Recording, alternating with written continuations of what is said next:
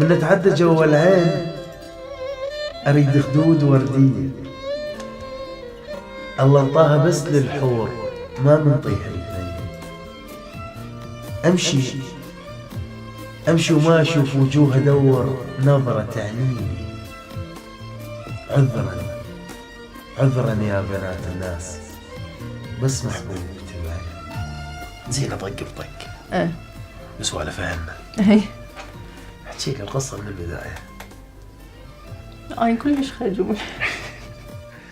أريد هم من السلام عليكم. هي بدأت بعركة ونرفزة، وكان واحد كاره الثاني. هو طبعا كلش صعب يعني، مو أي حد يتحمل. زين أوكي. يعني مهما أحكي لك ما هتتخيل. المهم كنت أنا مسافرة. تخيلت من ضحكتش اللي ضحكتي.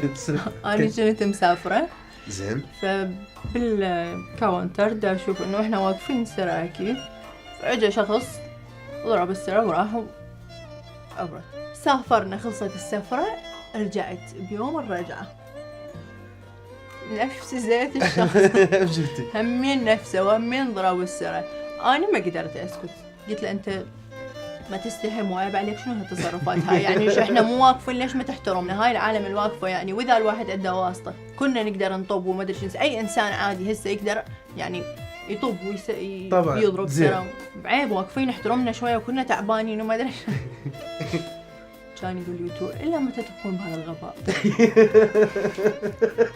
وتشعليش ليش الفضول هذا؟ حبيت الجملة. زين. اشكرك. ورحت انا اقدر اجاوب بس العالم. اوكي. افتح ورحت. انا من العاده كل الناس تعرف انه افتح المسجات مال السناب او الانستا او الهاي. اوكي.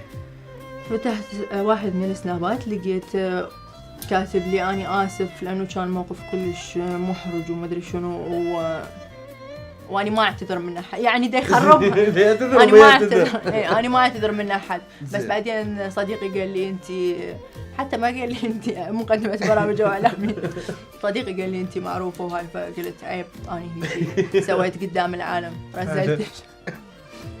قلت له هسه يعني شنو انت دا تمدح للذمه دافتهم؟ شو تريد؟ كان يقول لا مو هيك، بس يعني بعد هو أنا عصبي وهي صارت. بعدين انت ليش تتدخلين؟ ما ادري شنو. أنا دفعتها بقصبة مثل ما يقول. سكتت. قام يعني يعلق لي على السنابات ما ادري شنو. أنا يعني همين طبيعي، يعني أنا مو طبيعي إنه أشيل بقلبي. لا سؤال. لا أنا لخبط لغة. أنت أكو شخص ده تشوش بطريقة تنرفز.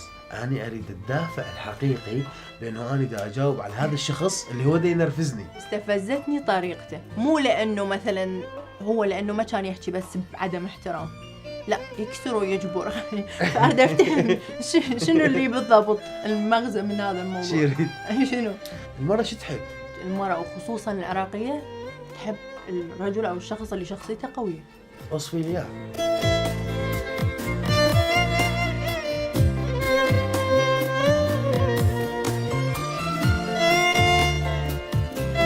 شوف، هو إنسان عبارة عن بركان، غضب على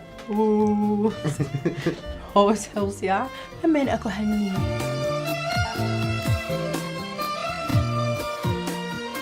هو الرجل هذا اللي يتصرف بهاي الصفات، إنه يحسس المرأة إنه أنت بنتي وأنا أخاف عليك، إنه أنت حبيبتي وأنا أدللك، بس أني أكسر راسك من تغلطين، أعاقبك نفس أبوك ونفسها.